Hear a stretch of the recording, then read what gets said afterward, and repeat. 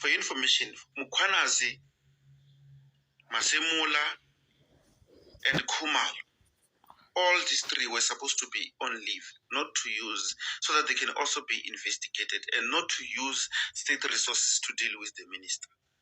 Because now I realize that minister is still firm with his decisions to say the letter was not, it's not unlawful. Therefore, it was binding Masemula and then also Kumal and also Shadrach Sibia, so that they can implement the decision from the minister. But then, General Masemola, I'm sorry to say, comrade, General Masemola chose to defy the minister's decision.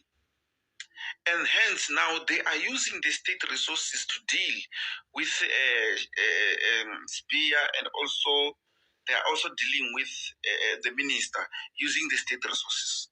Hence, they've confiscated their gadgets so that they can continue to utilize the state resources to deal with the minister, to deal with the SPIA. Because those people are so far, they have a certain element to undermine the minister.